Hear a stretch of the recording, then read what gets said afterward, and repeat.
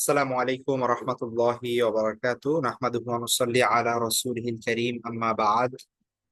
বিসমিল্লাহির রহমানির রহিম। আলহামদুলিল্লাহ, আমাদের আল কোরআনের ঘটনাবলী কোর্সের আজকে আমরা 20তম সেশনে সকলে জয়েন করেছি। আমরা গত ক্লাসে আলোচনা করেছিলাম হযরত আহ জাকারিয়া, ইয়াহিয়া আলাইহিস সালাম এর পাশাপাশি আলে ইমরান, ইমরানের পরিবার। তো ইমরানের পরিবারের আলোচনায় সেখানে হযরত মারিয়াম আলাইহিস সালামের আলোচনাও এসেছিল। তো আমাদের আজকের টপিক হচ্ছে হযরত ঈসা আলাইহিস সালাম। তো আমরা জানি যে আল্লাহর রাসূল সাল্লাল্লাহু আলাইহি ওয়াসাল্লামের পূর্বে, মানে সর্বশেষ যেই নবী এসেছিলেন বা রাসূল এসেছিলেন তিনি হচ্ছেন ঈসা আলাইহিস সালাম। ঈসা আলাইহিস সালামের পরে আর কোনো নবী আসেন নাই। আল্লাহ রাসূল সাল্লাল্লাহু আলাইহি ওয়াসাল্লাম আহ এর মাঝে, আল্লাহ রাসূল সাল্লাম থেকে ঈসা আলাইহিস সালামের মাঝে আর কোনো নবী ছিলেন না। তো ঈসা আলাইহিস সালামের মা ছিলেন মারিয়াম, যার ব্যাপারে আমরা গত ক্লাসে আলোচনা করেছি যে কিভাবে তিনি তার মা তাকে আহ, আপনার মানত করেছিলেন যে সন্তানকে তিনি বাইতুল মুকাদ্দাসে খেদমতের জন্য ওয়াকফ করে দিবেন। কিন্তু যখন তিনি দেখলেন একজন নারী, অর্থাৎ কন্যা সন্তান জন্ম দিয়েছেন, তো তখন তার সেই ওয়াদা তিনি রক্ষা করেন। জাকারিয়া আলাইহিস সালাম সেই সময় যিনি নবী ছিলেন, মারিয়াম আলাইহিস সালামের খালু, তো সেই সময় তার দায়িত্ব নেন এবং তার তত্ত্বাবধানে তিনি বাইতুল মুকাদ্দাসের মিহরাবের পাশে একটা রুমে তিনি থাকতেন এবং বাইতুল মুকাদ্দাসের দেখাশোনা করতেন। তো এই হচ্ছে ঘটনা। তো আজকের ঘটনার সাথে মারিয়াম আলাইহিস সালামের রিলেশনটা আমরা সবাই জানি। যেহেতু ঈসা আলাইহিস সালামের আলোচনা আজকে, তো তার মাই ছিলেন মারিয়াম। তো সুতরাং আল্লাহ সুবহানাহু ওয়া তাআলা যেই সকল আহ আপনার কি বলে স্পেশাল যেই সকল নবী আল্লাহ সুবহানাহু ওয়া তাআলা পাঠিয়েছেন, তো তার মধ্যে অন্যতম ছিলেন হযরত ঈসা আলাইহিস সালাম। তো ঈসা আলাইহিস সালামের মর্যাদা, তার যে মানে বৈশিষ্ট্যাবলী, এটার কোনো শেষ নাই। এটা আলোচনা করলে দীর্ঘ সময় লাগবে। আমরা শুধু খুব প্রাসঙ্গিক কিছু বিষয় নিয়ে আলোচনা করব। তো সেই সময়ের অবস্থাটা যদি আমরা দেখি, দেখুন, এর আগে আমরা দেখেছি গত ক্লাসে যে কিভাবে ইয়াহিয়া আলাইহিস সালাম এবং তার বাবা জাকারিয়া আলাইহিস সালামকে হত্যা করা হয়েছে। সুতরাং সেই সময়ে বনু ইসরায়েলের অবস্থা যে খুব ভালো ছিল না, এইটা খুব সহজে অনুমেয়।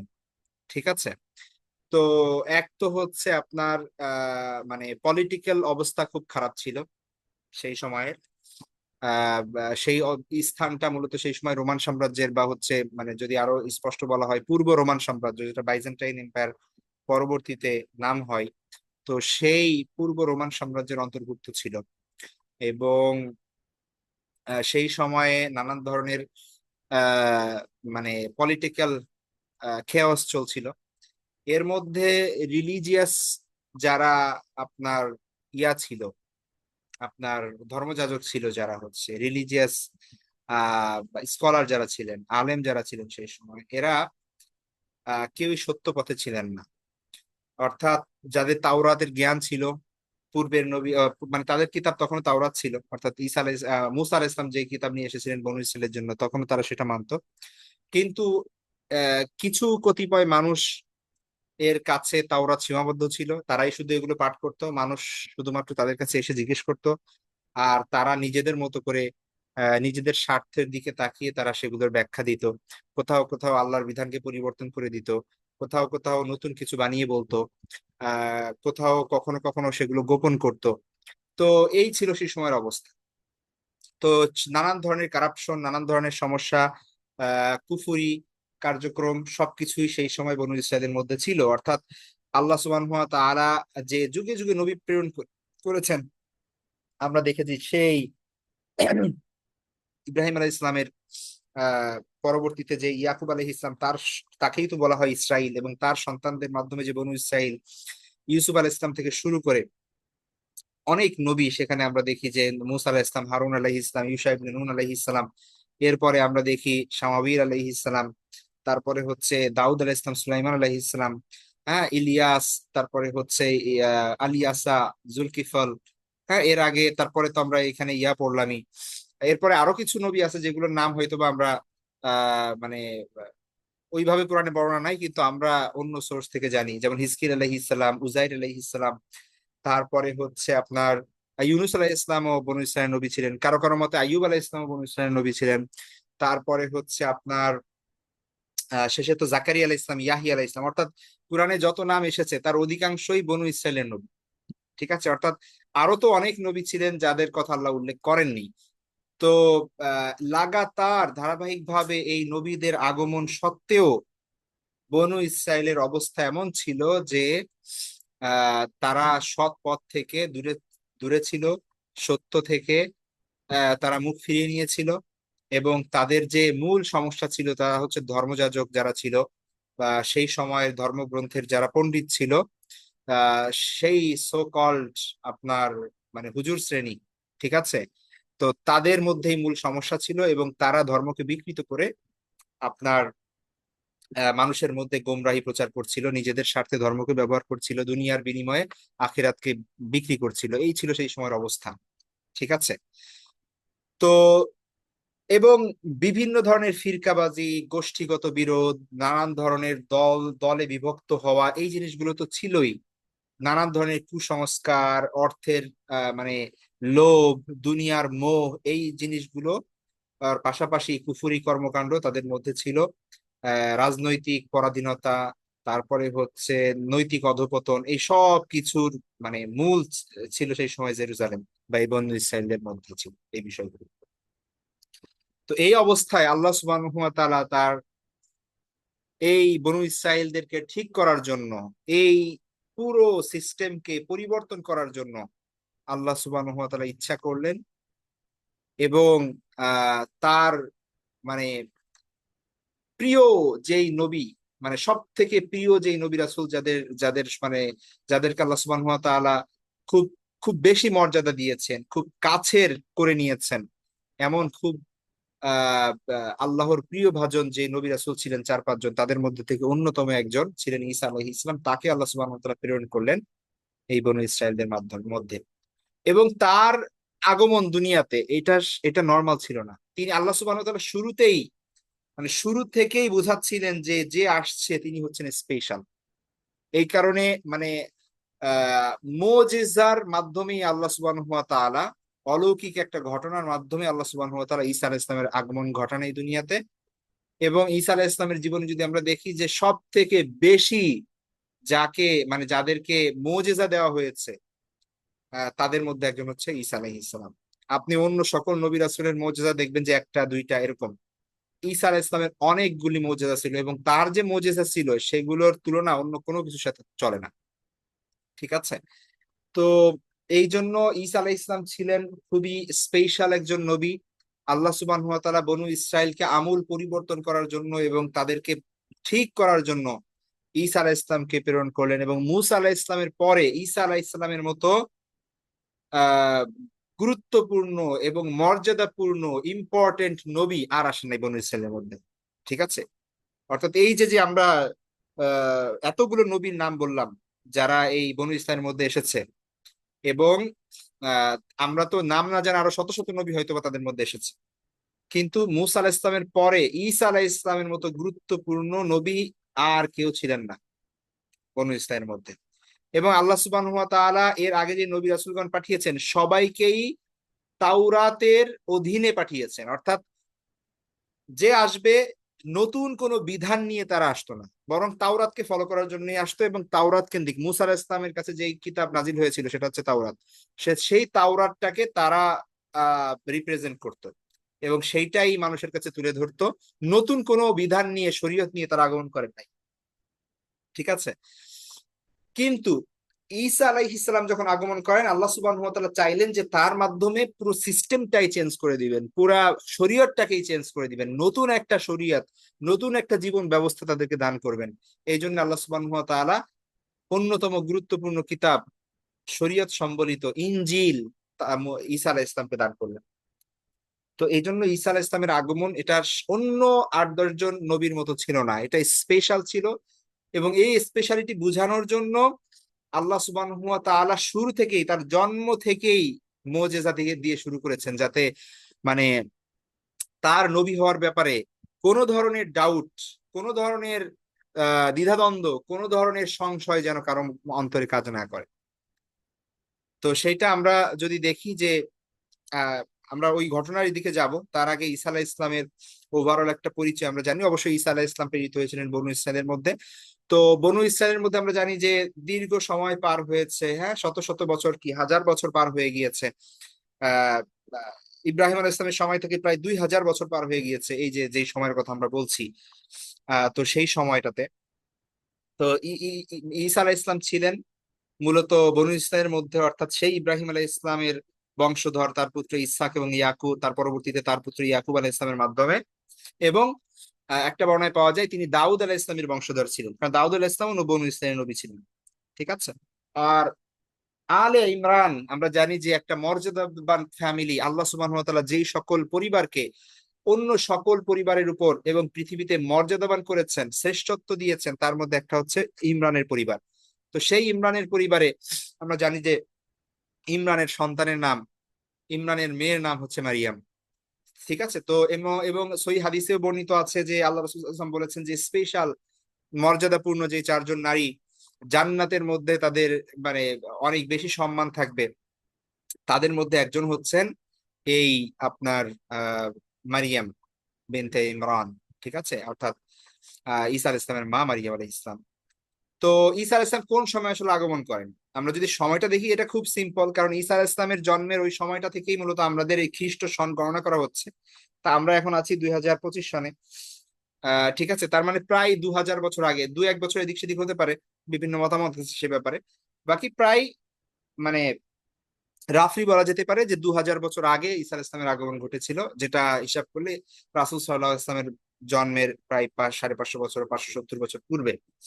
আহ তো সেই সময়ে ছিল আপনার, আমরা যদি দেখি যে সেই সময় রোমান সাম্রাজ্যের খুব জয় জয়কার ছিল। হ্যাঁ, তার ঈসা আলাইহিস সালামের জন্মের 300-400 বছর আগে আমরা জানি যে গ্রিক সাম্রাজ্য খুব প্রসার প্রসার লাভ করে, এবং আলেকজান্ডার দ্য গ্রেট এর কথা আমরা জানি। তা তিনি মানে আহ, মানে পৃথিবীর অর্ধেক প্রায় জয় করে ফেলেন, আমাদের ভারত থেকে ভারত পর্যন্ত জয় করে ফেলেন। হ্যাঁ, পারস্য সহ সবকিছু জয় করে ফেলেন। তো সেই আলেকজান্ডার দ্য গ্রেট তিনি কিন্তু সেই গ্রিসের অধিবাসী ছিলেন, অ্যারিস্টটলের স্টুডেন্ট ছিলেন। এবং তার 350 বছর 300 বছর পরে কিন্তু ঈসা আলাইহিস ইসলামের জন্ম। ঠিক আছে। তো সেই সময় বোঝা যায় যে ওইটা রোমান সাম্রাজ্যের অন্তর্ভুক্ত ছিল ওই অঞ্চলটা। এবং ঈসা আলাইহিস ইসলাম জন্ম হয়েছিল বা সে আপনার ফিলিস্তিনে। বর্তমানে যে স্থানটা সেটার নাম, ওটাকে বলা হয় বেথলহ্যাম। ওইটা মূলত আরবিতে বলা হয় বাইতুল লাহাম, আর ইংলিশে বলা হয় বেথলহ্যাম। ঠিক আছে। তো ওইটা হচ্ছে আপনার ফিলিস্তিনে, মানে এখন তো আসলে অকুপাইড ইসরায়েল, অকুপাইড ফিলিস্তিনে বা ইসরায়েলের মধ্যে সেই জায়গাটা। এখানে একটা পিকচার দেওয়া আছে। এই এই যে পিকচারটা বলা হয়ে থাকে, এই যে জায়গাটা, এই জায়গাটাই হচ্ছে ঈসা আলাইহিস ইসলাম জন্মগ্রহণ করেন। তো ওইখানে একটা ইয়ে আছে, ওই ওই জায়গাটা মানে ঘরের মতো, এখানে সবাই দর্শনার্থীরা যায়। ঠিক আছে, খ্রিস্টানদের পবিত্র জায়গা হিসেবে গণনা করা হয়। তো বলা হয় এই জায়গাটা ঈসা আলাইহিস সালাম জন্মগ্রহণ করেছিলেন। আল্লাহ ভালো জানেন। তো যেটা বললাম যে জন্ম থেকে ঈসা আলাইহিস ইসলামের অলৌকিকত্ব শুরু। আল্লাহ সুবহানাহু ওয়া তাআলা তার জন্মটাই দিয়েছেন অলৌকিক ভাবে।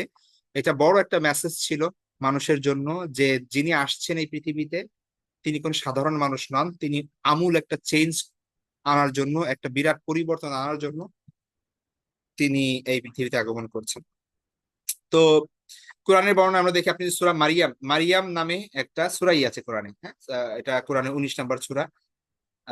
এটা হচ্ছে আপনার সম্ভবত কত, 16 নম্বর পারাই। হ্যাঁ, সম্ভবত 16 নম্বর, 16 নম্বর পারাই। তো আপনার সেখানে যদি দেখেন, আল্লাহ সুবহানাহু ওয়া তাআলা বিস্তারিত সেখানে বর্ণনা করছেন। আম, কোরআনের আয়াতগুলো এখানে উল্লেখ করে দেওয়া হয়েছে। তো আল্লাহ সুবহানাহু ওয়া তাআলা জিবরাইল আলাইহিস সালামকে পাঠান মূলত মারিয়ামের কাছে। মারিয়াম আমরা জানি যে সেই বাইতুল মুকাদ্দাসের সেই মেহরাবের পাশে তিনি অবস্থান করতেন, সে সময় থাকতেন। তো জিব্রাইল আলাইহিস সালাম একটা পুরুষের বেশে মারিয়াম আলাইহিস সালামের কাছে যান। ঠিক আছে। তো মারিয়াম আলাইহিস সালাম তাকে দেখেই মানে আশ্চর্যান্বিত হন, এবং তিনি মানে আল্লাহর কাছে আশ্রয় প্রার্থনা করেন। এবং ওই জিব্রাইল তিনি তো আর বুঝতে পারেন না যে এটা ফেরেশতা, তিনি মনে করেন যে এটা হচ্ছে একজন মানুষ।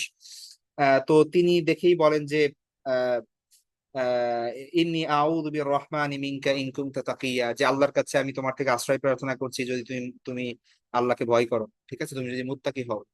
তো তখন জিবরাইল আলাইহিস সালাম তাকে বললেন যে ক্বালা ইন্নামা আনা রাসূল রাব্বিক, আমি তোমার রবের পক্ষ থেকে প্রেরিত হয়েছি, রসূল মানে আমি ফেরেশতা। লি আহাবা লাকি গুলামান জাকিয়া, তোমাকে একজন কি দিব, আহ তোমাকে আমি একটা পবিত্র পুত্র সন্তান দান করতে এসেছি। তো তখন মারিয়াম আলাইহিস সালাম বললেন যে যে আন্না ইয়াকুনু লি গোলাম, আমার আমার ছেলে হবে কিভাবে, ওয়ালাম ইয়ামসাসনি বাশার, আমাকে কোনো পুরুষ স্পর্শ করে নাই কোনোদিন, ওয়ালাম আকু বাগিয়া, আর আমি তো মানে ব্যভিচারিণীও নেই, আমার বিয়েও হয় নাই, আর আমি তো কি বলে আহ খারাপ মহিলাও না, তাহলে কোনো পুরুষ আমাকে স্পর্শ করে নাই, আমার সন্তান হবে কিভাবে? তখন জিবরাইল আলাইহিস সালাম বললেন ক্বালা কাযালিক, এমনিই হবে। ক্বালা রাব্বুকি হুয়া আলাইয়া হাইয়িন, আপনার রব বলেছেন যে এটা আমার উপর খুব সহজ, এটা কোনো কঠিন বিষয় না, ঠিক আছে। এ দেখেন পরবর্তীতে আল্লাহ সুবহানাহু ওয়া তাআলা যেটা বলছেন, ওয়ালি নাজআলাহু আয়াতান লিন-নাসি ওয়া রাহমাতাম মিন্না, এই যে যেই সন্তানটা আসবে, এই সন্তানটাকে আমি বানাবো, এই তাকে আমি মানুষের জন্য কি বানাবো, আল্লাহ বলছেন যে তাকে আমি বানাবো হচ্ছে আয়াতাল লিন-নাস, মানুষের জন্য নিদর্শন বানাবো, ঠিক আছে। তো তার ঈসা আলাইহিস সালামের জন্মটাই মানুষের জন্য নিদর্শন যে তিনি হচ্ছেন আল্লাহর পক্ষ থেকে, এই জন্য আল্লাহ সুবহানাহু ওয়া তাআলা তাকে এইভাবে সৃষ্টি করেছেন। তো যাই হোক, তারপরে যে জিনিসটা হয় আমরা জানি যে আল্লাহ সুবহানাহু ওয়া তাআলার পক্ষ থেকে যখন এই মেসেজ আসে, তিনি শকড হন, আশ্চর্যান্বিত হন, কিন্তু তিনি মেনে নেন, কারণ হচ্ছে যেহেতু এটা আল্লাহর নির্দেশনা, আল্লাহর সিদ্ধান্ত।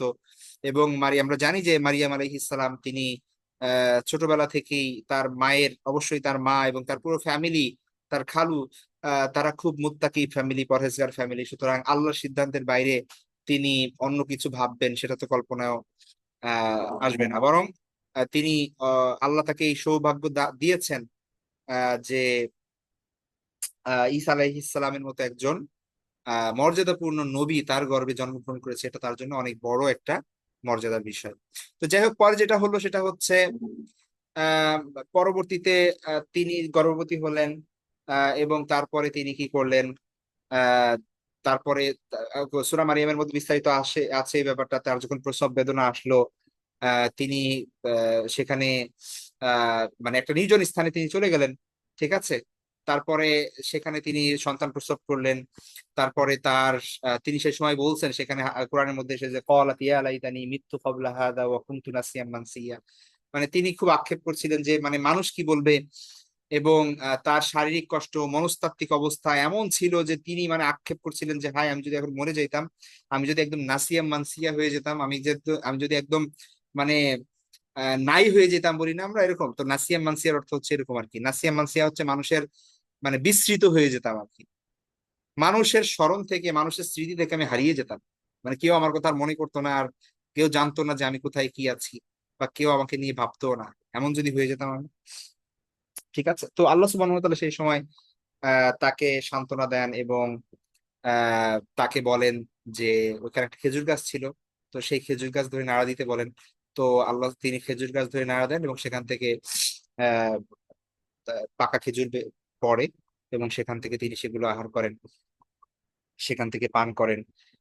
এবং তারপরে হচ্ছে পরবর্তীতে যখন তিনি তার সন্তান ভূমিষ্ঠ হয় এবং যখন তিনি আরো সময় গড়ায়, তো তখন তিনি তো ফিরে আসতে হবে, এই সন্তান নিয়ে তো আর তিনি একলা নির্জন জায়গায় বসবাস করতে পারবেন না, তার তো চলে আসতে হবে তার তার পরিজনদের মধ্যে, তার সমাজে।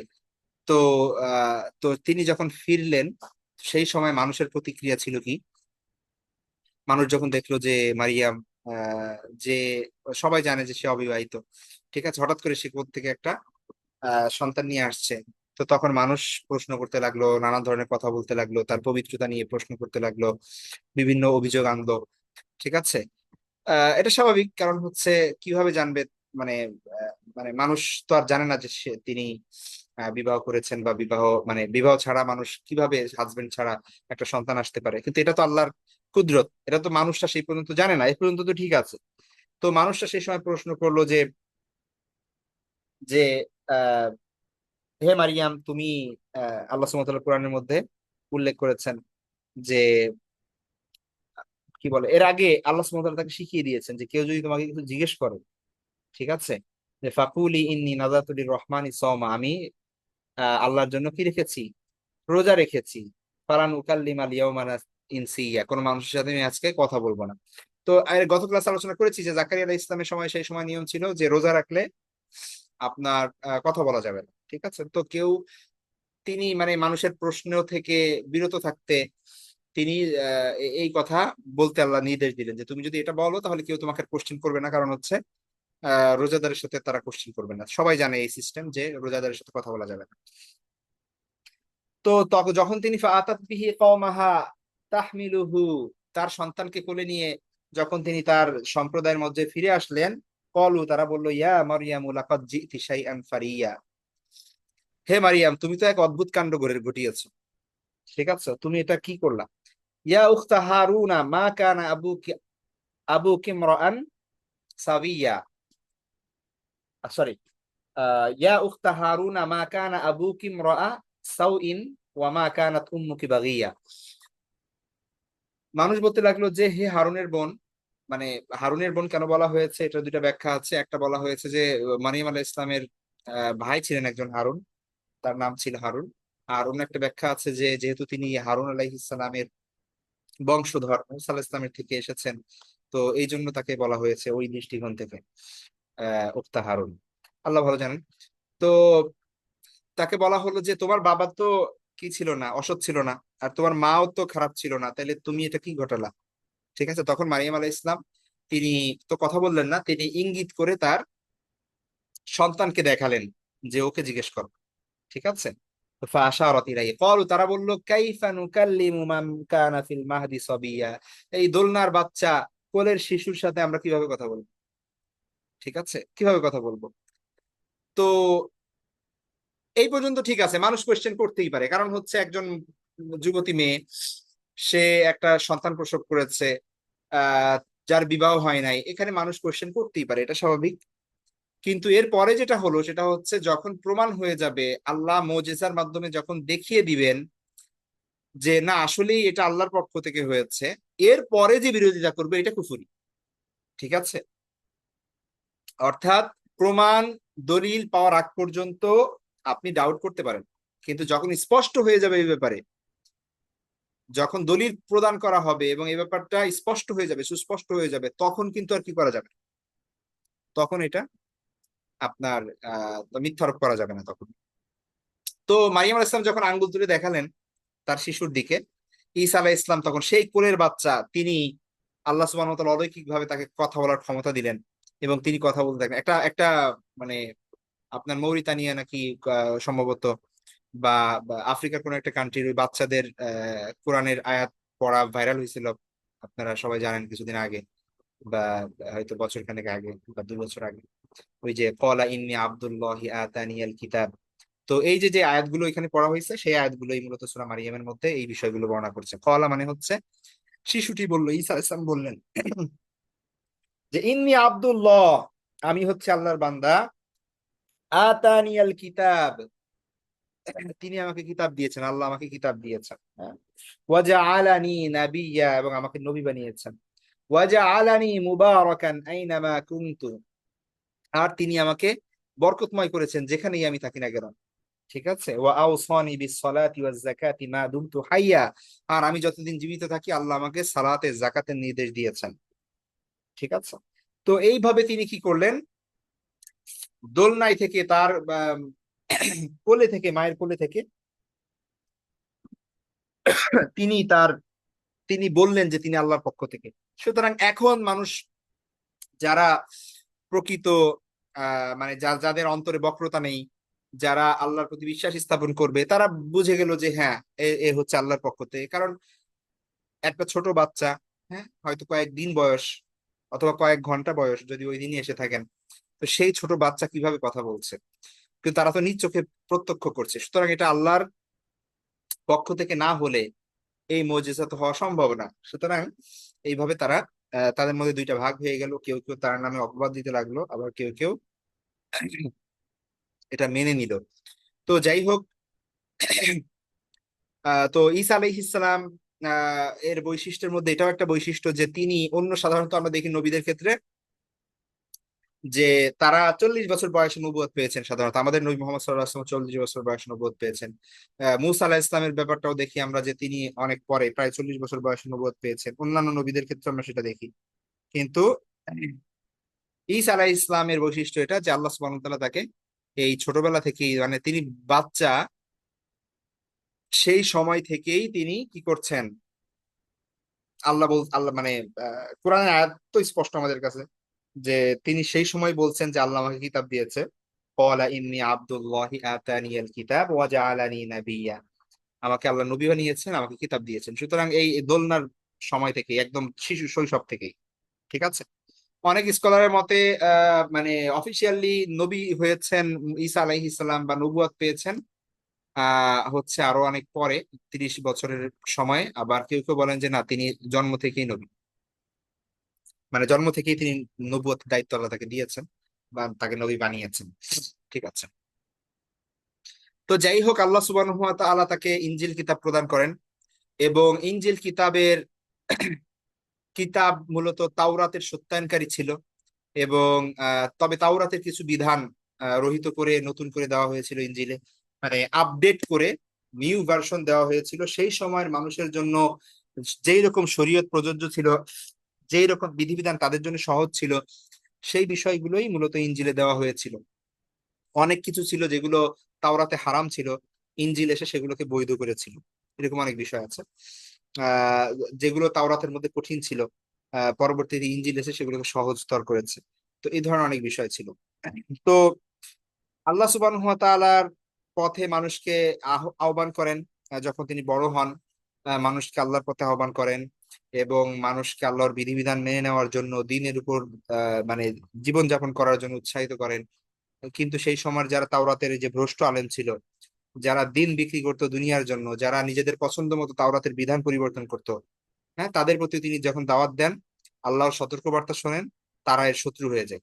তারা মনে করে যে এর কথা শুনলে তো কি হবে, মানে আমাদের আর ইয়া থাকবে না। তখন তারা এর নামে বিভিন্ন অপবাদ দিতে লাগলো, তার মায়ের নামে খারাপ কথা বলতে লাগলো, তার তার ব্যাপারে মানুষকে বিভ্রান্তি ছড়াতে লাগলো মানুষের মধ্যে। তো এই ধরনের নানান অপকর্ম সেই সময় পুরোহিত যারা আহ তারা এই কাজগুলো করতে লাগলো। তো ঈসা আলাইহিস সালামের দাওয়াতের পয়েন্ট গুলো কি ছিল? তো ঈসা আলাইহিস সালামের দাওয়াতের পয়েন্ট ছিল, কারো আকীদায় যদি সমস্যা থাকতো, কেউ যদি এমন কিছু করতো যেগুলো শিরকি কর্মকাণ্ড, অবশ্যই তাকে তাওহীদের প্রতি আহ্বান জানাতেন। আহ তাওরাত যেটা মুসা আলাইহিস সালামের প্রতি অবতীর্ণ হয়েছিল এবং এতদিন যাবত ইহুদিরা সেটাই গ্রহণ করছিল, তো সেইটাকে সত্যায়ন করে যে হ্যাঁ, ওই তাওরাত যিনি পাঠিয়েছেন, ইনজিলও তিনিই পাঠিয়েছেন, নতুন কোনো বিষয় না এটা। সি ঠিক যেমনি ভাবে কোরআন এসে তাওরাত এবং ইনজিল উভয়টাকে সত্যায়ন করছে। এটা বলছে যে তাওরাত যিনি পাঠিয়েছেন, ইনজিল যিনি পাঠিয়েছেন, তিনিই কোরআন পাঠিয়েছেন, এটা আলাদা কোনো বিষয় না, একই মেসেজ। ঠিক আছে, ওইটা বিকৃত হয়ে গেছে, ওইটা ওইটা মানুষ নষ্ট করে ফেলছে, বিধায় আল্লাহ সুবহানাহু ওয়া তাআলা নতুন একটা বিধান দিয়েছেন আমাদেরকে। এটা যেরকম ঠিক তেমনি ভাবে ঈসা আলাইহিস সালাম মানুষকে বোঝাতে লাগলেন যে ইনজিল এটা নতুন কোনো কিছু না। এটা ওই পূর্বের ধর্মের বিরোধিতা করছে না, বরং সেটাকে কি করছে, পিউরিফাই করছে, ওইটাকে পবিত্র করছে, ওইটাকে সংশোধন করছে, ঠিক আছে। তো এই ছিল, মানুষকে ইনজিলের বিধিবিধানের প্রতি আহ্বান করেন তিনি।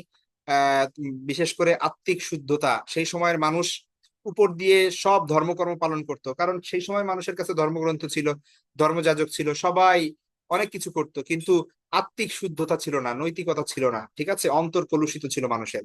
তো ঈসা আলাইহিস সালাম এই দিকেও খুব বেশি ফোকাস করেন, মানুষকে পিউরিফাই করার জন্য।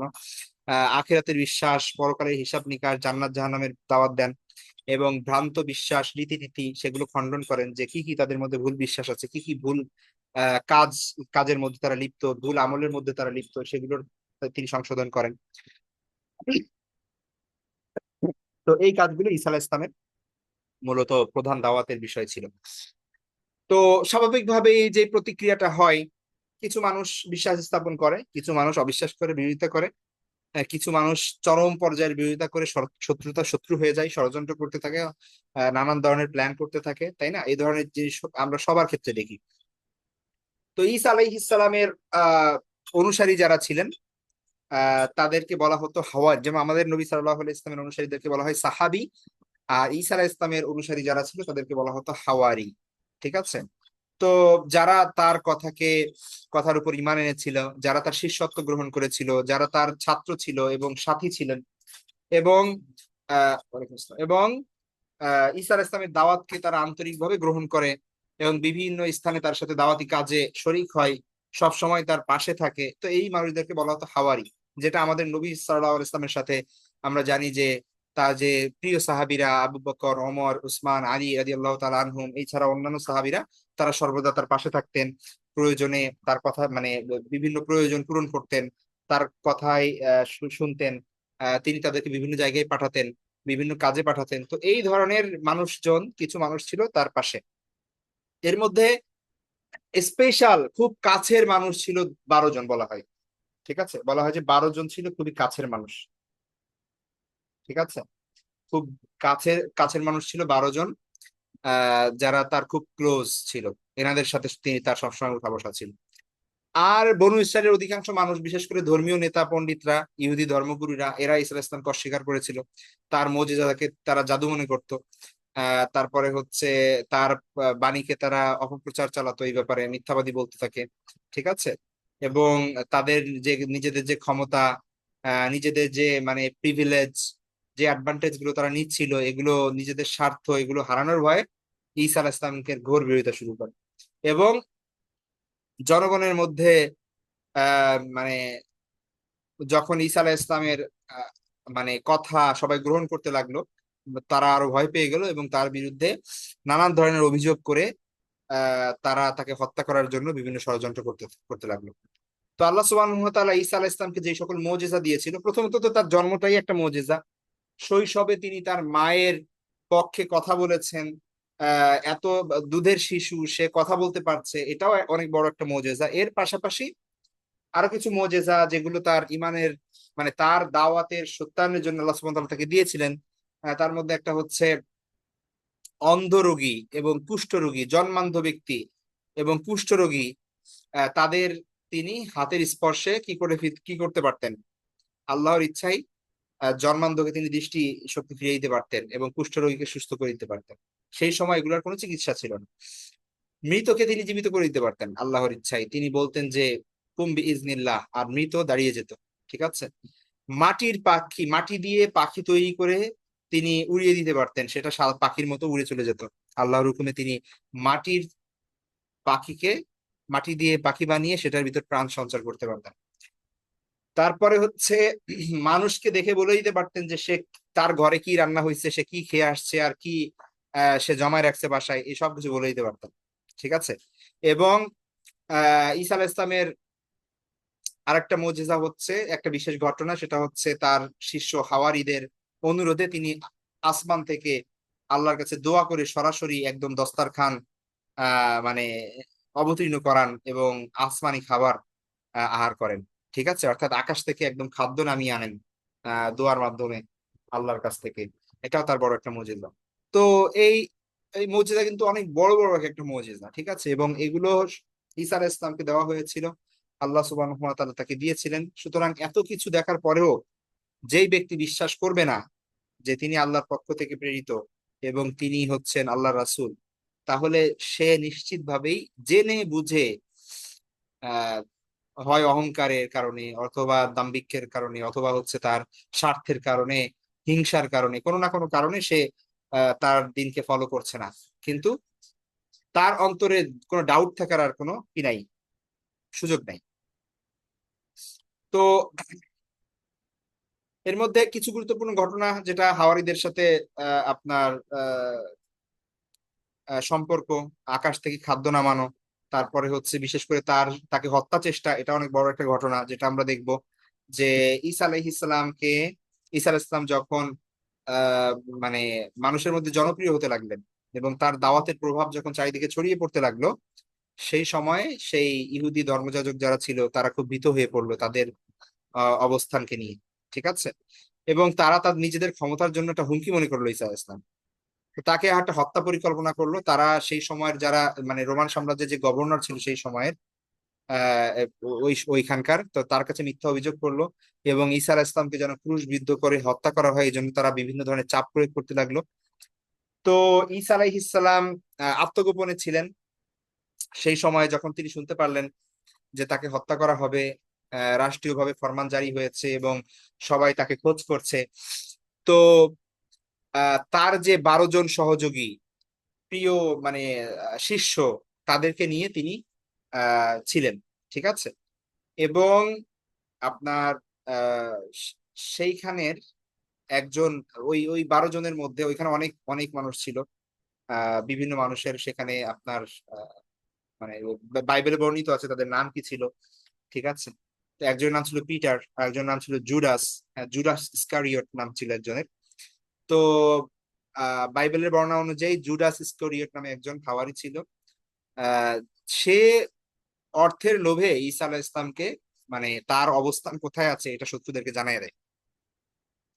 এবং যখন ঈসা আলাইহিস ইসলামকে ক্রুশবিদ্ধ করার জন্য, গ্রেফতার করার জন্য সেখানে আসে, ঈসা আলাইহিস ইসলামকে ধরতে যায়, আল্লাহ সুবহানাহু ওয়া তাআলা অলৌকিক ভাবে তাকে, যে প্রধান ব্যক্তি যে তাকে ধরতে গিয়েছিল, ঠিক আছে, এবং কোন কোন বর্ণনায় যে এই যে জুডাস যে বিশ্বাসঘাতকতা করেছিল, ঠিক আছে, তাকে আল্লাহ সুবহানাহু ওয়া তাআলা আপনার ঈসা আলাইহিস ইসলামের আকৃতি দিয়ে দেন, এবং ঈসা আলাইহিস ইসলামকে ফেরেশতারা সেই সময় আকাশে তুলে নিয়ে নেন, ঠিক আছে। তো পরবর্তীতে ইহুদিরা ওই লোকটাকে ধরে নিয়ে যায় এবং তাকে ঈসা আলাইহিস ইসলাম মনে করে তাকে শুলিতে চড়ায় এবং হত্যা করে। তো অথচ আল্লাহ সুবহানাহু ওয়া তাআলা কোরআনের মধ্যে সূরা নিসার 157-58 নম্বর আয়াতে স্পষ্টভাবে বলেছেন যে তারা তাকে হত্যাও করেনি, শুলিতেও চড়ায়নি, বরং তাদের জন্য তা মানে ভ্রম তৈরি করা হয়েছিল, একটা সাদৃশ্যপূর্ণ করে দেওয়া হয়েছিল, ঠিক আছে। তারা সন্দেহের মধ্যে ছিল, তাদের নিশ্চিত জ্ঞান নাই যে কাকে হত্যা করছে তারা, ঠিক আছে। আর আমরা কোরআন এবং হাদিস অনুযায়ী আমরা জানি যে ঈসা আলাইহিস সালামকে আল্লাহ সুবহানাহু ওয়া তাআলা আসমানে তুলে নিয়েছেন, এবং ইহুদিরা যাকে ক্রুশবিদ্ধ করেছে সেই ঈসা আলাইহিস সালামের মতো দেখতে অন্য একজন ব্যক্তি ছিল, যাকে আল্লাহ সুবহানাহু ওয়া তাআলা ঈসা আলাইহিস সালামের আকৃতি দিয়েছিলেন, কিন্তু সে মূলত ঈসা আলাইহিস সালাম ছিলেন না। ওই খ্রিস্টানরা এবং ইহুদিরা তারা উভয়ই মানে ভ্রষ্ট পথে আছে।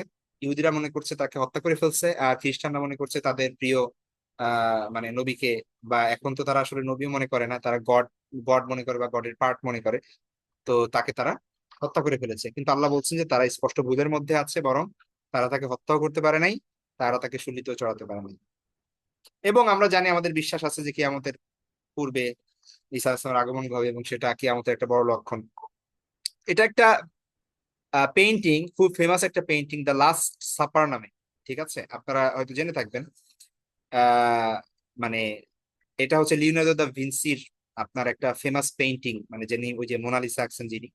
তো এটাও তার একটা, দা লাস্ট সাপার, একটা বড় ফেমাস পেইন্টিং, হ্যাঁ।